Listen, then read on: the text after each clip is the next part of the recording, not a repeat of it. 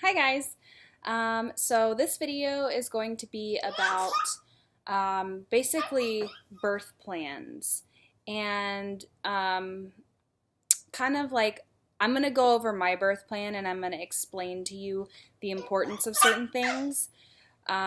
It blows my mind how many people that get pregnant and they absolutely know nothing about the human body, how their own body works, and they know nothing about how pregnancy works and how pregnancy affects their body.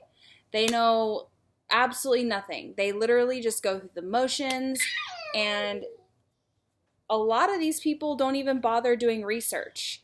I've had people that I know personally just basically allow their doctors to just talk them into things. They just do exactly what their doctors say. They don't question anything, and then bad things end up happening. Just so you know, you are 100%, what's the word I'm looking for? These decisions are yours. This is your body. This is your child. These decisions are yours. You do not have to do anything you don't want to do. If there's anything that a doctor recommends for you to do, or there's a procedure that you're really not sure about, but your doctor is kind of talking you into it, do your own research on it. Make your own decision. You can decline anything during pregnancy. You can. So I'm going to go through, I created a birth plan for myself, and it's pretty extensive. So basically, this birth plan includes a visitor list. It includes special instructions for visitors because, yes, I was that mom. Medical interventions, like what needs to happen, what medical interventions I was not and was okay with. Labor and delivery, so this is everything that I wanted to happen during labor and delivery. I also included a section on C-section if needed, and for postpartum care. So this is the first page. This is basically my main the birth plan itself. Let's see what else I did. I also created a hospital bag list, what needs to go in my bag, what needs to go in my husband's bag, and what needs to go in my child's bag. This went along with my birth plan. I was extremely organized, and organization is like my thing. I love creating spreadsheets. And I also created letters they're basically affirmation letters to myself and to the two other people that I was going to have in the room with me during the delivery, which would have been my mother and my husband. And these affirmation letters are basically when it gets really hard during the delivery. This is a letter of encouragement for each one of them. So I created those. And I also wrote an essay it's called Not Medically Necessary. And I wrote this after doing extensive research on this. And I am going to kind of go through this with you guys. So this will be a long video. But I think it is very important because a lot of you guys don't realize you have a choice when it comes to anything that has to do with your pregnancy. And you're just going to do what the United States is like. The United States has a horrible maternity care program. It's terrible. You would be appalled if you found out how it all started, what they used to do to women back in the day. Like right when epidurals started becoming a thing, you'd be appalled with how they treated the mothers. It's all based on money, but I'll also get into that. So, first of all, I'm going to go through my birth plan. Actually, I'm going to go ahead and read you this not medically necessary essay so you understand, so my birth plan makes sense to you. So, why I am choosing to have a natural birth. An epidural is a regional anesthesia that blocks nerve impulses from the lower spinal segments, resulting in a decreased sensation in the lower half of the body. The anesthesia is administered in the epidural space, which is right outside of the membrane that protects the spinal cord. The goal is to provide analgesia or pain relief rather than anesthesia, which leads to total lack of feeling. Epidurals have become the most popular method of pain relief during labor, as more than 50% of women are administered one. And a lot of women, when they get pregnant, they're automatically, oh, I'm getting the epidural. I don't care. I can't handle the pain. I'm sorry. But, give yourself more credit than that. At least try to handle the pain. Don't go straight into the hospital and immediately, before you're even in active labor, which is the most painful part, by the way. I need that epidural now. Just try and get through it. Okay, so the epidural reduces discomfort of childbirth, resulting in a more positive birth experience for some women. Some, keyword. It also helps the mother deal with exhaustion, irritability, and fatigue while allowing her to rest and relax if labor is prolonged. So if you're one of those women that are going to be in labor for days and days and days, the hospital is going to recommend they're going to try and get you to have an epidural simply for the fact that they want you to rest. And it's really hard to rest when you're having contractions every minute. So it helps women deal with exhaustion, irritability, and fatigue while allowing her to rest and relax. It allows her to get focused, and normally it gives her the strength to move forward as an active participant in the birthing process. So it can have positive outcomes. If a C-section is needed, an epidural allows the mother to stay awake during childbirth without feeling the pain of a major surgery, and it also provides an effective pain relief during recovery. So let's say you had absolutely no intent on getting an epidural and you wanted a natural birth, but something happened and you ended up needing a C-section. They're going to give you a spinal block or an epidural. Anyways, there are rare cases where they will put you completely under general anesthesia. And I actually told my husband, I was like, if I need a C-section, I am going to beg and beg and beg for them to put me under general anesthesia. I do not want a needle in my back. I was more afraid of the needle in my back than childbirth. And I'll continue and explain why. Pain is actually useful during childbirth.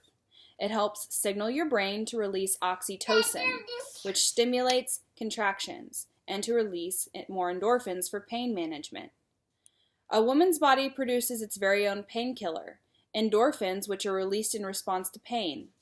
So, oxytocin is the love hormone, and I think I explained that a little bit later on in this, but the oxytocin is the euphoric feeling you get when you kiss someone, or when you have an orgasm, or, when you breastfeed.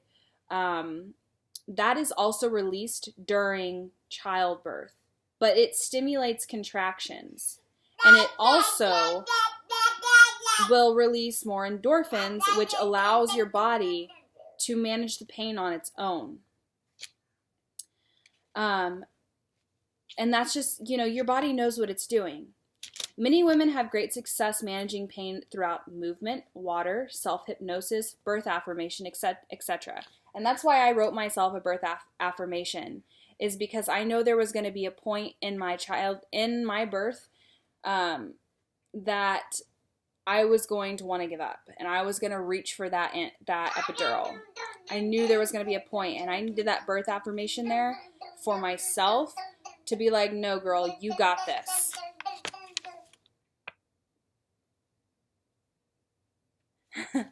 And that's why I also wrote the affirmations for my husband and my mom, because I know them well enough to know that if I had asked for the epidural, they would have given it to me, and I needed them to say no too.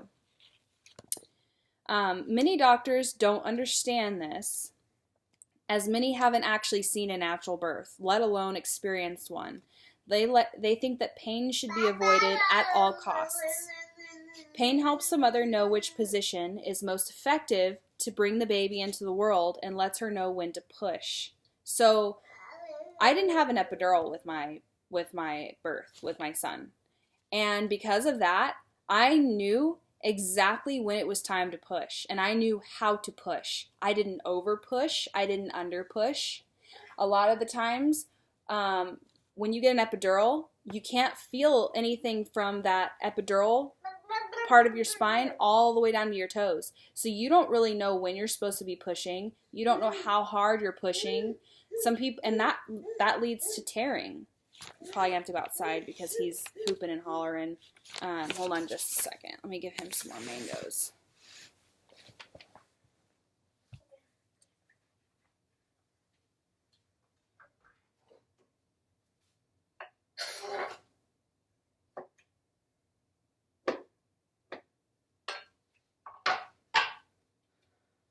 I'm still here, guys. Sorry.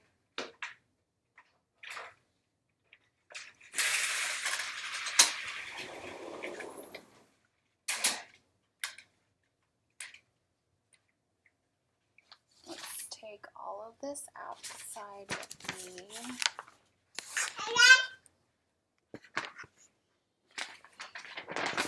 And we are also going to go over my ridiculous hospital bag list, and I will let you know what I put on there, what I thought I needed, and what I didn't need.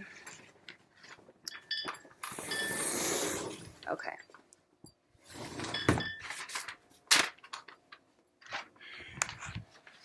Probably going to have to split this video into 2 parts, which is fine.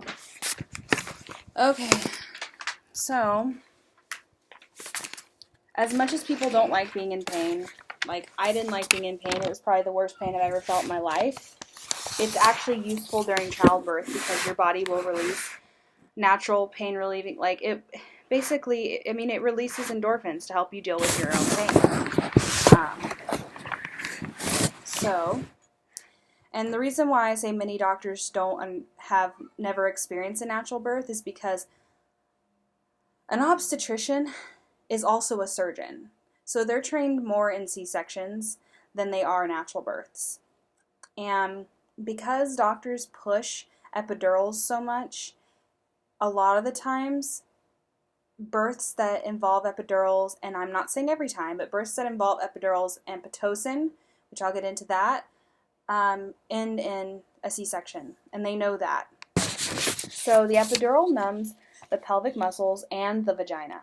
Therefore, the brain does not get the message to send a super surge of oxytocin to get the baby out. So pretty much when those muscles are being numbed and your brain doesn't sense that you're in pain, it stops releasing oxytocin in the level it needs to. So when that happens, like it needs to send a super surge of oxytocin in order for a contraction to each contraction. It stops doing that, which is why a lot of people who have epidurals, their contractions start to slow down. Due to her inability to sense the contractions, mom can't feel the best way to push effectively, and this often results in her not being able to push at all. Epidurals have been proven to lengthen the first stage of the labor by about 30 minutes, and the second stage of labor, the pushing stage, by as much as 2 to 3 hours. I have friends who were pushing for 3 to 4 hours. I pushed for 10 minutes. There are 3 stages of labor, which most of you also don't understand. The first stage of labor begins when the contractions begin. During this stage of early labor, the cervix gradually starts to thin out and dilates, which means it starts to open, and in active labor, the cervix begins to dilate more rapidly and contractions are longer, stronger, and closer together. The second stage of labor begins when the cervix is fully dilated and ends with the birth of the baby. So that's why a lot of the times they will give you Pitocin, which is a synthetic form of oxytocin that your body cannot regulate, to get you to start dilating a lot quicker. But they don't realize that the contractions go nowhere if you're not dilating. You have to dilate and then the contractions start. So the third stage of labor begins right after the birth of the baby and ends with the delivery of the placenta. The stages of labor should come naturally in waves, allowing the mother to experience pain gradually. It should only take about 2 to 3 hours of pushing for the natural mom versus the 5 to 6 hours of pushing for the epidural mom. The epidural also blocks adrenaline, which is the fight or flight hormone. In labor, adrenaline slowly increases over the course of labor in order to give the mother a huge energy boost to perform the hard work of pushing at the correct stage of labor. So you need that adrenaline in order to push, and the epidural completely gets rid of that. Another reason that an epidural can make pushing longer and more difficult is that it puts the baby in a persistent occiput posterior position, so POP. This means that the baby is facing forward instead of the back. So you want the baby to be basically, here's the back of its head in my hand, and his head is facing up. You don't want this baby to be facing up when they come out. You want them to be facing downwards. So this means that the baby is facing forward instead of back, which reduces the chances of a spontaneous vaginal birth. So it can actually make labor more difficult, especially because in the hospital, they usually make you lie on your back to give birth. And if you look at if you just Google a diagram of childbirth, like, it'll show you how the pelvis is shaped and how the baby actually has to go up, or it has to go down and then back up the birth canal in order to get out. Which we'll get into that too. In one study, only 26% of first-time moms and 57% of experienced mothers with POP babies experienced a spontaneous vaginal delivery after receiving an epidural. When pushing becomes more difficult, other medical interventions are used, such as an episiotomy, which is where they cut your, you get cut, vacuum devices, or a C-section. Because of the increased numbness in the lower half of the body, which can last for a few hours or more after birth and require assistance walking, the mother is usually restricted to her back to prevent injury. So if you've ever had an epidural and you're going to give birth on your back. This position narrows the pelvis by putting the body in an unnatural position for birth. A supine position requires the baby ascend up into the birth canal instead of allowing gravity and the mother's body to do the pushing for her. So if you're one of those people, I wanted to kneel. I wanted to be squatting because the birth canal is literally straight down, and gravity would also help with that. So being on your back, this position also results in the baby getting stuck in the pelvic bone and resulting in instrumental interventions such as forceps or vacuum devices, which are intended to avoid some C-sections. Forceps and vacuum extraction function the same, as they both are used to guide the baby out of the birth canal. Forceps are oversized salad tongs that cradle the baby's head and face. The vacuum acts like a suction cup that is placed on the baby's head, avoiding the soft spot, and uses a pump to create suction. The use of forceps and vacuum devices can result in minor facial injuries to the baby, including bruising, temporary facial muscle weakness, bleeding and spine issues, and skull fractures, which can also happen with the delivery via C-section when the head is already down low in the pelvis. And so then I go into some cases where this has actually happened. I'm not going to put the names. You're more than welcome to, all this stuff is online, so I'll just go ahead and tell you. So in a recent legal case, the first attempt to rotate the baby with forceps was unsuccessful, and the physician temporarily stopped. However, instead of quickly moving on to a C-section delivery, the physician tried using forceps again. The baby was delivered, however, it was later discovered that she had a skull fracture that a neurologist indicated was evidence of excessive force with forceps. As a result of this excessive force, the baby not only had a fracture, but also built up fluid, which is edema, and brain tissue death, necrosis. The baby began to show signs of brain damage, including seizures, and she was diagnosed with permanent cognitive and motor deficits, aka intellectual and developmental disabilities. In 2013, a mother was induced due to her baby being 2 weeks past her due date. The baby Alexandra was delivered via forceps due to her positioning. Alexandra did not cry at birth and was rushed to the NICU, which is the neonatal intensive care unit, as she suffered a severe injury to her spinal cord. She was put on life support because she couldn't breathe on her own and had no control over her body, apart from facial expression. So she had no control over her body apart from facial expression. Alexandra unfortunately passed away 3 days later. Another baby girl passed away at just 5 days old after being put on life support for a crushed skull that caused brain death due to the use of forceps during delivery. So I'm actually going to stop the video right now because this is now 20 minutes long, but I am going to go ahead and start part 2.